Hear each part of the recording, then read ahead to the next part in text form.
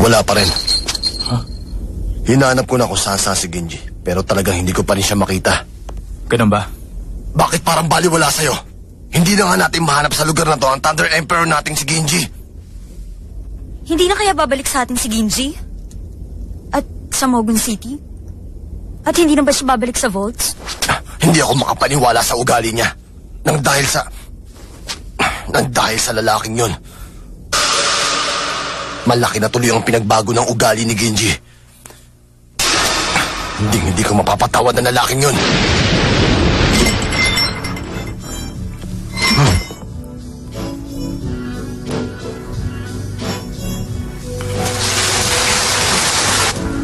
Eto, inumin mo. Giniginaw ka eh. Hindi naman. Anong hindi? Eh, kitang-kita sa mga mata mo na seryoso ka at nagyayalon laman ng katawan at utak mo.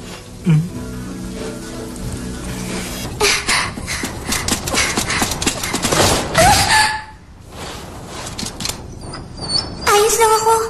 Huwag kang mag-alala, Mozart. Baliwala lang ito. Ay, bakit ka nadapa? Kung hindi ako nagkakamali, ikaw yung sikat na bulag na nagbiubyulin na si Otowa Madoka. Balita namin, mamahalin yung violin mo Alam mo, delikadong nilalabas mo yan. Amin na lang yan at iingatan namin. Pero syempre, hindi na namin ibabalik yan. Wala na suryan. Ano ba? Ikaano ako? Mozart! Bisit ka! Ngayon, gagawin kitang punching bag! Aray! Ang sakit! Aray Sobra ko! ka naman. Aray!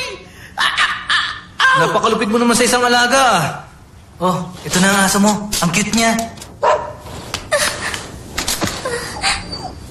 Patawad? Huwag kang humingi ng tawad. Wala ka namang kasalanan eh. Ang may kasalanan ay ang mga bugoy na to. Ang yabang mo Siguro siya!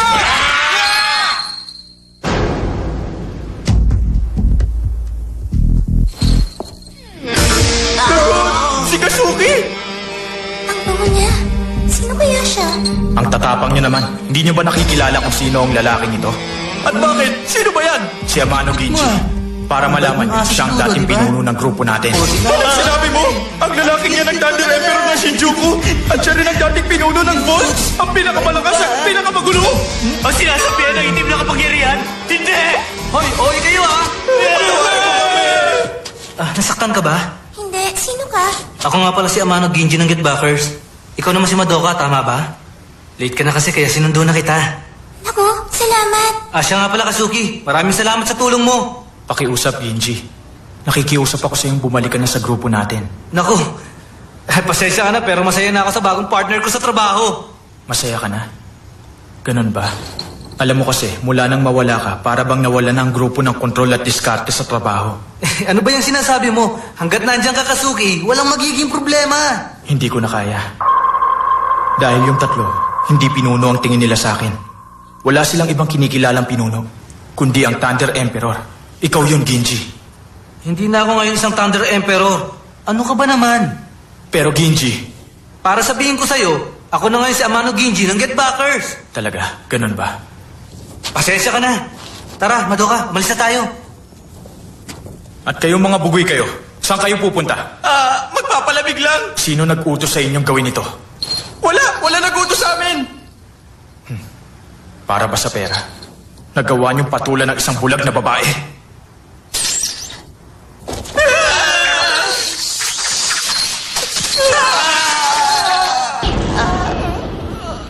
Aray ko, hindi ako makagalaw. Diyan na muna kayo at pagsisihan niyong ginawa niyo. Miss Madoka, Mr. Sugahara, ba't nandito ka? ano ba namang tanong yan? Nung nabalitaan kong nandito ka sa delikadong lugar na to, talaga namang nagmadali akong pumunta rito. Ayos lang naman po ako eh. Eh paano ka na kung sakaling may nangyaring masama sa'yo? Pero hindi naman po masama ang lahat ng tao dito. Tama ka dyan. Katulad na lang namin Get Backers. Hindi kami masama at tinutulungan pa namin ang mga taong nasa delikadong sitwasyon. Sino ka? Pasensya ka na. Ako nga pala si Mido ba ng Get Backers. Hali kayo, pumasok kayo sa loob. Pasensya na kayo kung marumi rito Sige, tuloy lang. Alam mo, napapansin ko sa'yo, mas mabait ka sa mga kliyenteng mukhang maraming pera, no? Tumigil ka. Natsumi, iced tea nga. Sige. Boss, isa raw pong iced tea. Narinig ko. Stradivarius? Oo. Ano ba yun? Isang violin na ginawa ng sikat na Italianong tagagawa ng instrumentong si Antonio Stradivari. Gano'n naman kamahal yun? Pinakamababa ng 20 milyon. Pero pag maganda ang quality, mga 100 milyon. 100 milyon? Pero di ba Stradivari na yan sa'yo? Bakit kailangan mo pang kumuha ng 1 yun? Anong dahilan mo? Itong sa akin kasi, ay peke. Ha? May kumuha ng tunay ko nang hindi ko alam. Gusto ko sanang maibalik sa akin sa lalong madaling panahon ang tunay kong Stradivarius. At ang taong nagnakaw nun ay walang iba kundi si... Ang lalaking ito. Kilala siya sa buong mundo bilang violinist at isa siyang batang negosyante. Ganun pa man, may sabi-sabi na malakas ang loob niya dahil konektado siya sa mafia. Siya si Akutsu Junseke. Ha? Si Shido? Sandali lang, paano ka naman nakasigurong si Akutsu nga ang siyang kumuha ng tunay na violin mo? Hindi ako sigurado dahil hindi ko rin naman nakita. Pero nang narinig kong pinatutugtog niya yun, doon ko na siguradong violin ko yun. Noong nakaraang araw kasi nagkaroon kami ng joint concert.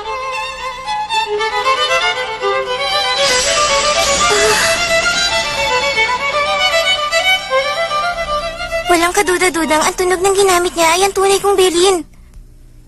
Binigay yun sa akin ng mahal kong guro kaya mas mahalaga pa yun kaysa sa buhay ko. Pero nung magtanghal kayo ng gabing yun, pareho kayong pinuri ng lahat ng tao. Walang sino mang nag-akala na peke pala ang gamit mo nun.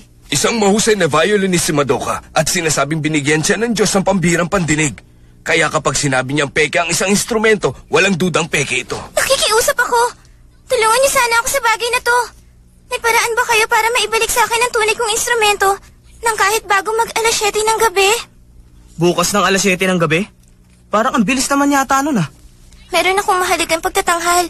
Talagang napakahalaga. Dahil isa na yung concert. Ang tunay na violin ang mahalagang magamit ko sa concert.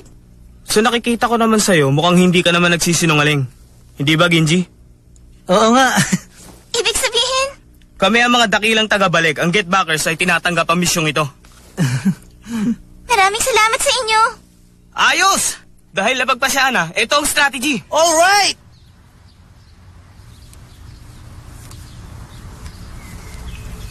Si Akutsu Junseke? Kailangan malaman ni Shido ang tungkol dito.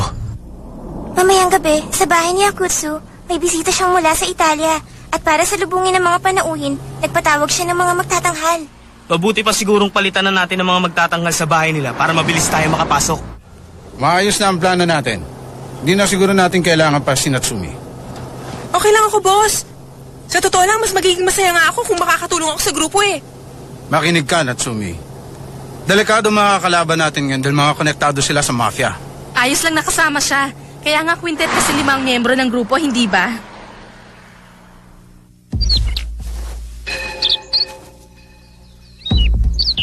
Pupunta si Genji. Sige, magaling. Ang totoo, wala akong gagawing masama sa kanya. Galit ako sa partner niya, na si Midoban. Sige, sabihin mo kay Kasuke na huwag siyang makikialam pa rito. Malas nila. At nalalaman ko ang mga plano nila. Alam ko, dahil mga estupido ang mga tao. Wala silang panahon na pakinggan at intindihin ang mga sinasabi niyong mga hayop.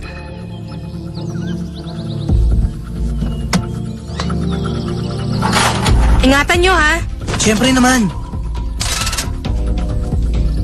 Ngayon, tayo na sa loob. Ganun ba? O sige. Ang babae na yun talaga. Mas may nabuti pa sana niyang manahimik na lang. O banhid mo, boss. Nandito na po ang quintet na magtatanghal mamaya. Sige, lalabas na ako. Sa'yo ko muna ipagkakatiwala ito. Gusto kong bantayan mo itong mabuti habang nasa labas ako. Huwag mong pababayaan, Ishiki. Bayata ang mga miyembro. Tama. Dahil sa hindi inaasahang pangyayari, hindi makakapunta ang original group. Kaya kami nang papalit. Magaling din naman kaming mag-perform eh. Wala kayong dapat ipag-alala sa amin. Siguraduhin nyo lang. Dahil ang mga darating kong bisita mamaya ay importante kong business partners. At gusto ko sanang bigyan nyo sila ng isang napakagandang pagtatanghal. Mapakikitaan nyo ba ako ng violin performance? Hindi pa kasi nakatono yung violin namin eh. Kailangan magustuhan ko ang pagtatanghal nyo. Parang sila ang mga tanyag na musician sa iba't ibang parte ng mundo. Natitiyak kong mga panauhin niyang Italiano ay membro rin ng mafia. Ano sa tingin mo, Ban?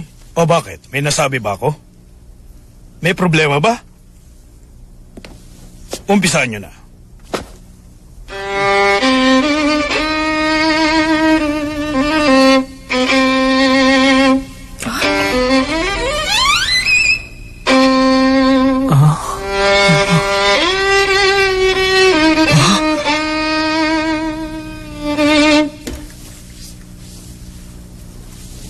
Magaling.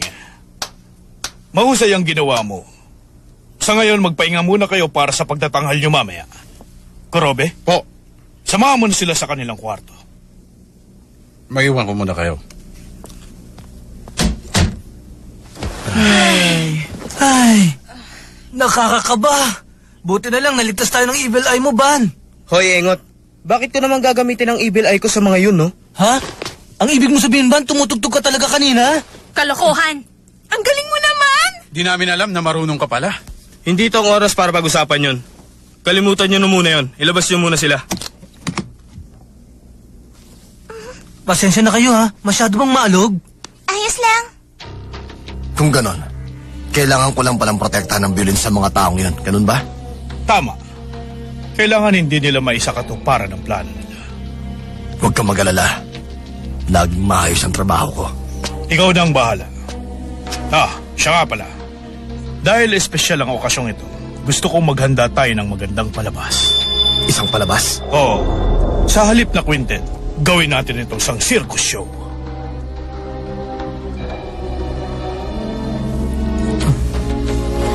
Sandali nga, Ginji. Ano bang tinitignan mo dyan?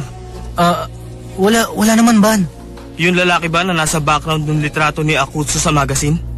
Alam mo rin pala. Natural. Ang totoo niyan kasi, kaibigan ko siya nung kasama pa ako sa grupong Bolts.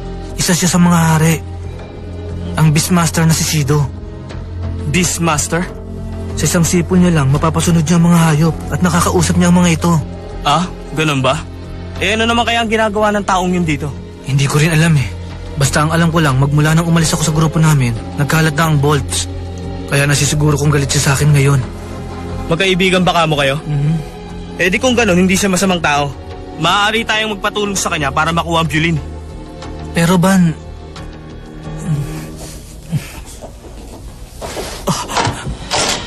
Ano? Pwede na ba tayo mag-umpisa?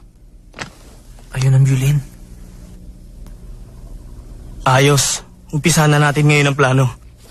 Mamaya habang ginagamitan ko ng evil eye ang mga mokong na to, kunin mo yun at kung may oras pa, kunin mo ang lahat ng violin dito. Maliwanag ba? Sa ganung paraan, masusubukan ni Madoka isa-isa at malalaman niya kung anong tunay doon. Magandang plano yan, Ban. Kayo talagang dalawa kung gumawa kayo ng plano nyo, masyadong kritikal, no? Ngayon, uumpisahan ko ng gamitin ng evil eye. Teka, ano to? Lagot na tayo ngayon. Ngayong gabi may inihanda kami sa inyong isang napakagandang palabas. Hindi maaari ito.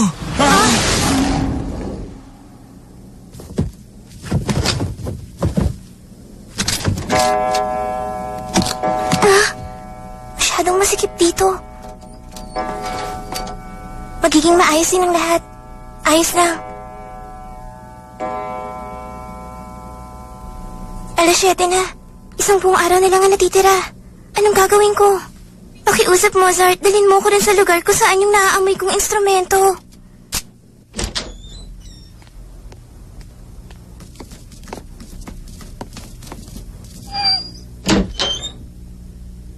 May naaamoy akong maliliit na kahoy at pangtipa. Ang dami namang instrumento rito. Pero anong gagawin ko? Wala akong sapat na oras para kilatisin silang lahat. Alam ko na!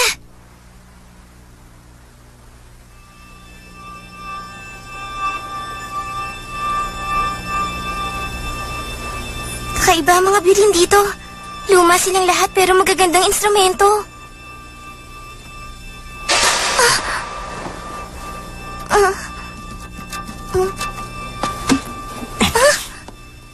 Sino yan? Maaari ka bang tumugtog sa akin?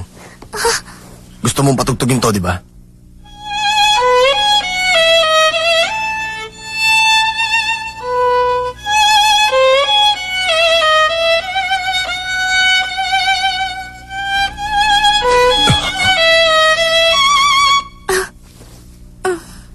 O yun. Alam kong hindi ito yung tunay na violin ko. Kung ganun, nakakalungkot pala. Teka, sino ka ba? Ako si Shido. Tauhan ako ni Akutsu. Huwag kang mag-alala. Wala akong intensyon na saktan ka. Kaya nga lang, hindi ko pwedeng ibigay sa iyo ang bilin mo. Walang personalan, trabaho lang. Pero... Mas mabuti pa kung tumakas ka na lang. Hindi magtatagumpay ang Get Backers dahil pipigilan ko sila. Sige, paalam na, Mozart. Ano mo nalaman ang pangalan niya?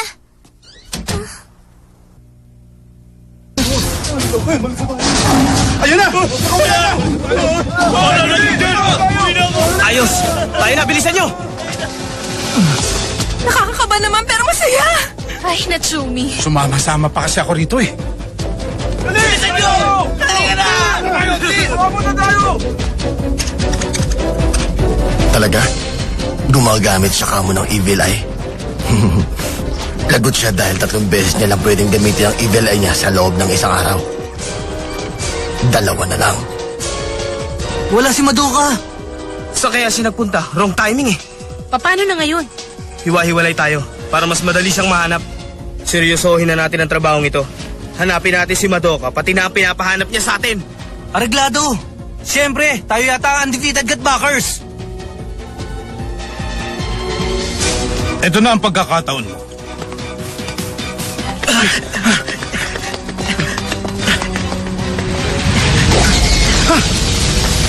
Maraming daga! Man, gawa mo na paraan! Okay!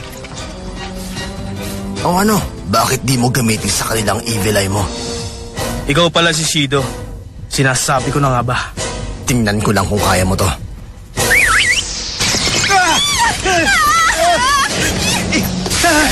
Tumingin kayo rito, mga daga! Ngayon, isa na lang.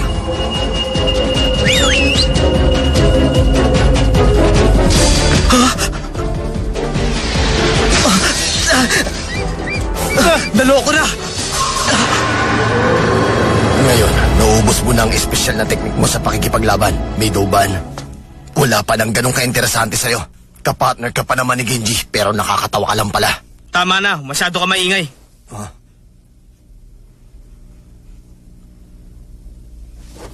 Kung gusto mo, dun tayo sa labas eh.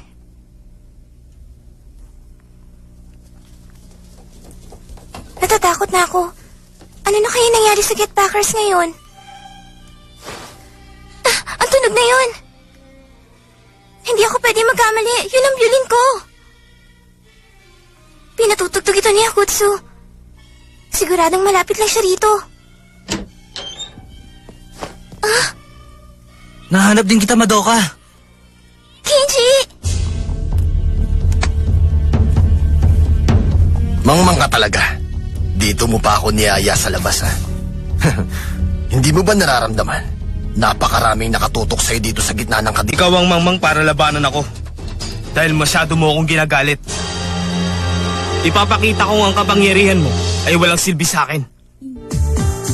探し続け